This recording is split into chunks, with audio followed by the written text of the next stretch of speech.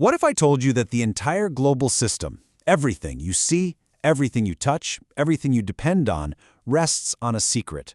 A secret so vast, so fundamental, it's actually hidden in plain sight. We're about to peel back the map and show you the world as you have never ever seen it before. So let's just start with a single staggering number, 90%. That's how much of all global trade moves by sea. Think about that. Not some of it, not most of it, nearly all of it.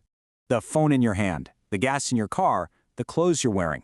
All of it traveled on water, funneled through just a few tiny, incredibly vulnerable passages on the world map. We call them the choke points. And this is the secret. The fate of the world economy doesn't actually hinge on Wall Street or Silicon Valley. It hinges on who controls these little slivers of water. This isn't some conspiracy theory. It's the hidden architecture of global power. For decades, this system has more or less held together. But now, great powers are moving their pieces across the board, positioning themselves to seize control of these arteries. So the real question isn't if the system will be challenged. The question is, what happens when it finally breaks? Our first case file takes us to the most volatile strip of water on the entire planet. This is not just a shipping lane. This is the world's energy jugular. The stakes really don't get any higher than this. Back in March 2026, the world literally held its breath as President Trump delivered this raw 48-hour ultimatum directly to Iran. This wasn't diplomacy. This was pure brinksmanship, with the entire global economy hanging in the balance. And here's why that threat was so terrifying. 20 million barrels of oil every single day. That's a fifth of the world's entire oil supply, all forced through two narrow shipping lanes, each just 2 miles wide, with Iran looming over every single inch of it. And this is how close we came. The clock was ticking. Trump issues his ultimatum, Iran's Revolutionary Guard fires back, threatening to shut it all down, and then the U.S. unleashes a massive strike. For 48 hours, the world was on the absolute verge of a full-blown global collapse. We barely pulled back from the edge. Okay, let's move to our next case file, the Panama Canal. For over a century, we've seen it as a marvel of American engineering. But a few years ago, it became the site of a silent, almost invisible takeover. It all exploded into the open with this stunning accusation, right on Inauguration Day. The claim was an absolute bombshell, that a foreign power had quietly gained massive influence over one of the most critical arteries right in our own hemisphere. And you know what? It wasn't just talk. So here's how they did it. Not with warships, but with contracts and checkbooks. A Hong Kong-based firm, Hutchison Whampoa, had secured control over the ports at both the Atlantic and Pacific ends of the canal. It's a brilliant strategy, really. You gain economic leverage over the infrastructure that feeds the choke point, and you control the choke point itself. It was a takeover hiding in plain sight. Case file number 3. An island most people think of as just a vast, frozen wasteland. But here's what almost nobody is talking about. Greenland is fast becoming the single most valuable piece of real estate on planet Earth.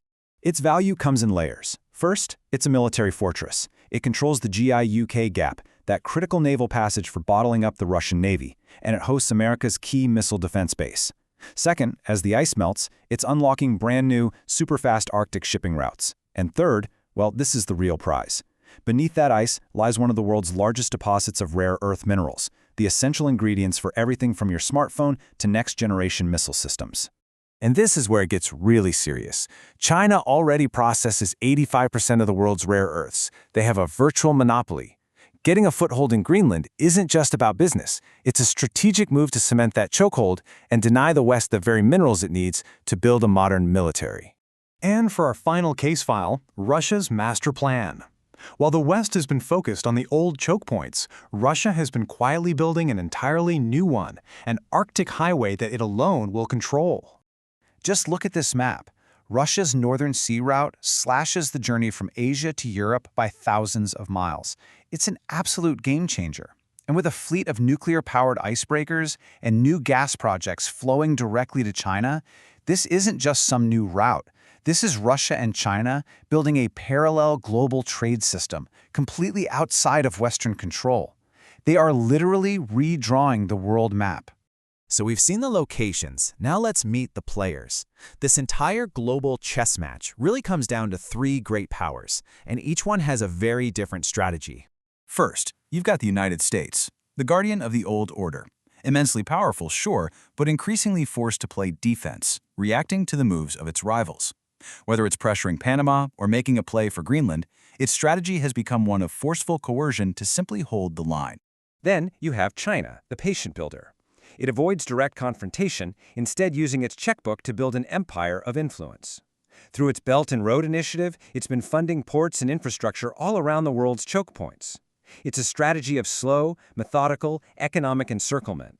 By the time you notice the chain, it's already around your neck. And finally, there's Russia, the master of geography. It is weaponizing its two greatest assets, its energy reserves and the Arctic ice. While the West has been distracted, Russia has been playing a long game in the high north that few seem to fully grasp, all while forging a powerful new axis with China to dominate the top of the world. Okay, so we've laid out the case files, the locations, the players. It feels like we're uncovering some vast, hidden global conspiracy. But here, this is where we need to pivot, because the reality isn't a conspiracy.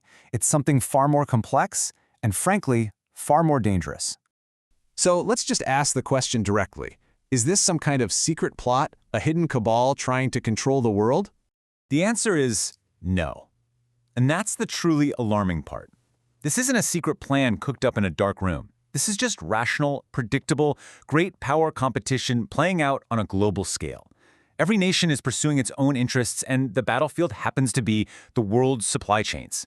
It's all happening right out in the open. So what's kept the whole system from just collapsing? Well, it's a concept called mutual deterrence.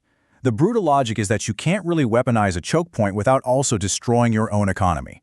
Iran can't close Hormuz without bankrupting itself. But, and this is a huge but, as the March 2026 crisis proved, this deterrence is incredibly fragile. It relies on everybody acting rationally, and in a crisis, rationality can disappear in an instant. All this intense competition is forging a fundamentally new global system. The old, familiar map, it's gone. And these are the new rules. The world is fragmenting into competing blocks. Supply chains are being rebuilt for security and resilience, not just for cheapness. And climate change is pouring gasoline on the fire, opening up the Arctic, and forcing this competition into brand new arenas.